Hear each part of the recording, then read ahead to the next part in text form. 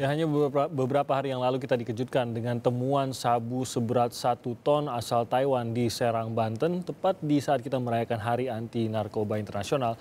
Namun kita lebih kaget lagi di saat gencarnya kepolisian berperang melawan narkoba. Justru ada oknum polisi yang terlibat dalam penyelundupan narkoba jenis sabu asal Malaysia seperti yang Anda lihat tadi. Nah, bagaimana bentuk dari perannya? Apakah benar ada backingan dari oknum kepolisian terhadap operasi tersebut? Kita akan konfirmasi langsung kepada dua narasumber saya yang sudah hadir di sini. Ada Kombes Sulistian Diatmoko, Humas BNN, dan juga Kombes Martinus Sitompul, Kepala Bagian Penerangan Umum Divisi Humas Polri. Selamat pagi, Bapak-Bapak. Selamat pagi. Terima kasih sudah hadir di Sapa Indonesia Pagi. Pak Sulis, mungkin saya mau minta kelanjutan dari kasus ini. Sejauh ini penyelidikannya seperti apa peran dari Aib2S ini? Baik, terima kasih. Jadi kejadian modus seperti itu sebetulnya sudah beberapa kali diungkap. Nah, untuk yang terakhir ini oleh BNN, sebetulnya sudah sekitar 2 bulan yang lalu informasi itu didapat, kemudian didalami melalui IT intelijen dan human intelligence-nya, akhirnya sampai pada hari Sabtu pagi itu transaksi. Nah, ketika sudah diserahkan, kemudian sudah bergeser, nah barulah disergap di SPBU Perbaungan itu. 10 orang pelakunya ditangkap di 2 TKP, kemudian yang 2 terpaksa memang harus ditindak tegas karena melakukan perlawanan ketika dilakukan penangkapan. Oke, dan bagaimana mengetahui jaringannya, Pak Sulis? Sejauh apa jaringan di Malaysia? Kalau berdasarkan informasi yang ada di BNN, bahwa barang itu dikirim dari Malaysia. Ada kurir yang atas nama Bambang Julianto itu, yang mengambil ke Malaysia.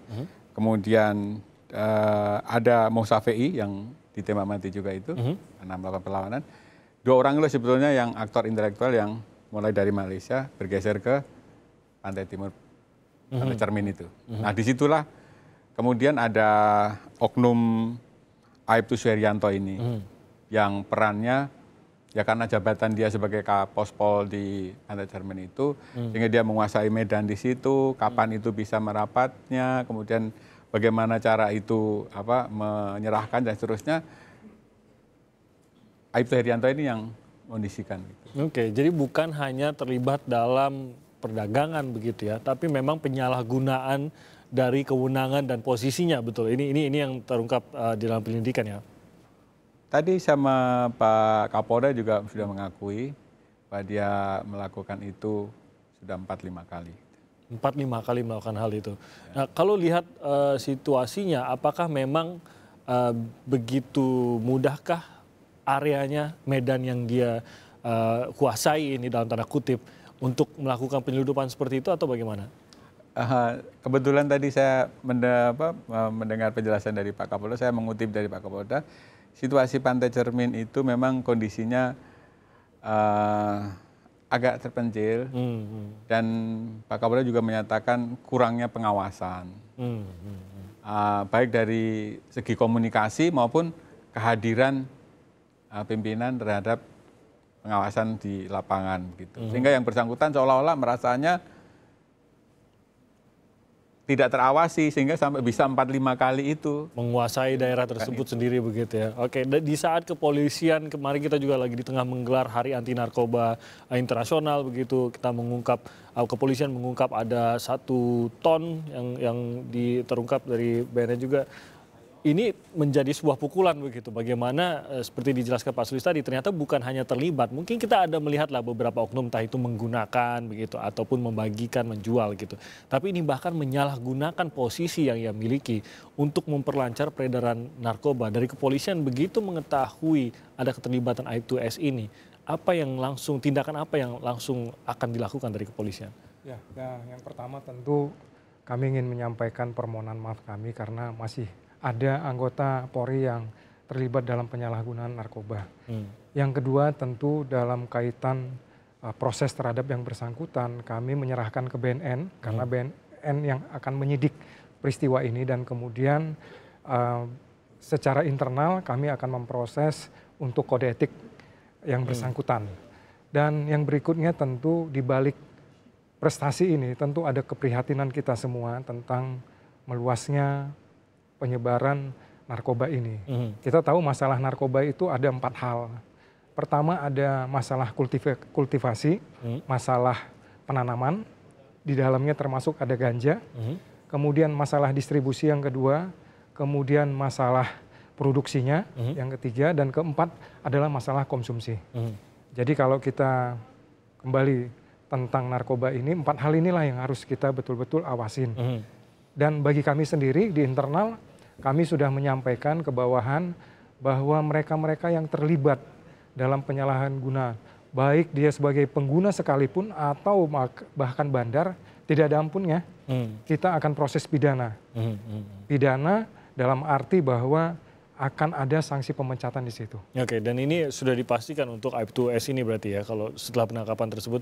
Ya, kita akan pastikan bahwa yang bersangkutan itu mendapat ancaman hukuman yang cukup tinggi, dan tentu ini tidak pantas menjadi dalam satu proses nantinya, tentunya kita menunggu proses.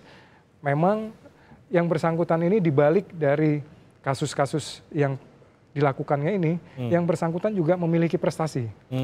Prestasi dalam upaya-upaya melakukan satu suasana yang tertib di wilayah Pantai Cermin.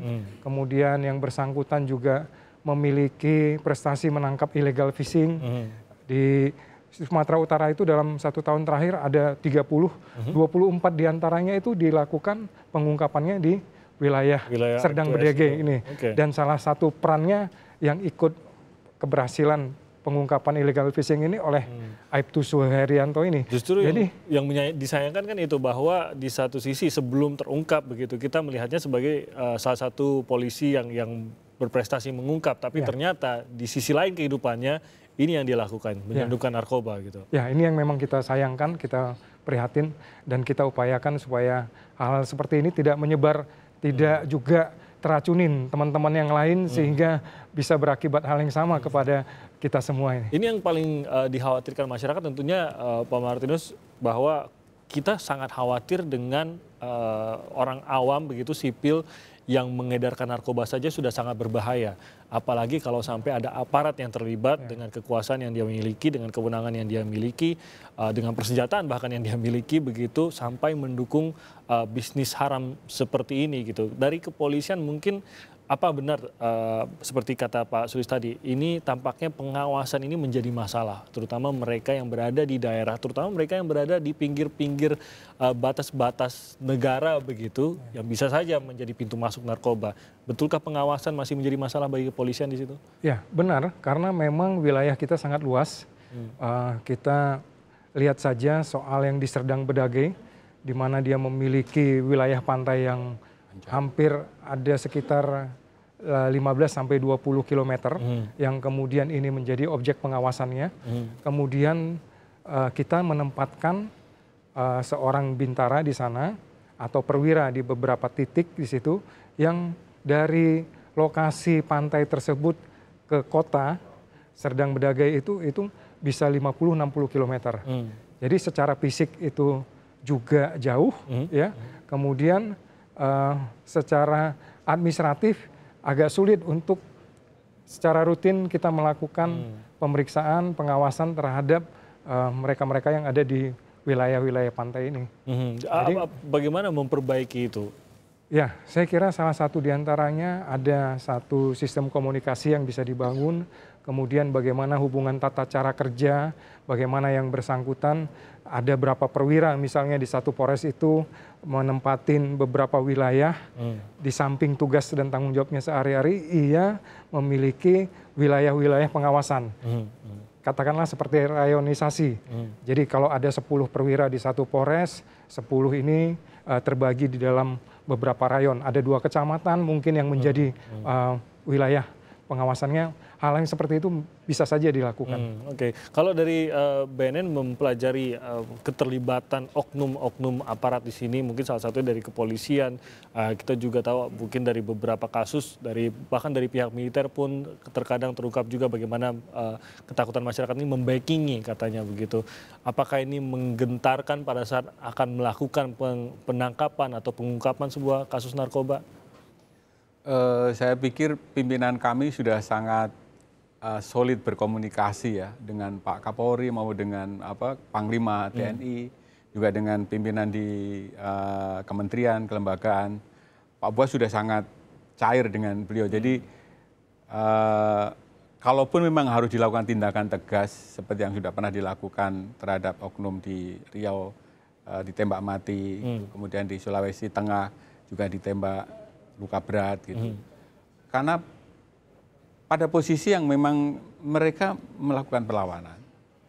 Jadi tindakan tegas itu tidak serta-merta tanpa alasan, tanpa latar belakang. Pasti kami juga sudah memonitor perannya dia apa. Perannya dia memang cukup vital, mengendalikan. Kemudian ketika di lapangan dia juga melakukan perlawanan. Nah, tindakan tegas yang seperti itu tentu anggota di lapangan juga moralnya tinggi karena memang disupport oleh pimpinan. Jangan ragu begitu ya. Jangan ragu. Menindak begitu. Sepanjang memang kita meyakini bahwa peran dia memang vital, gitu.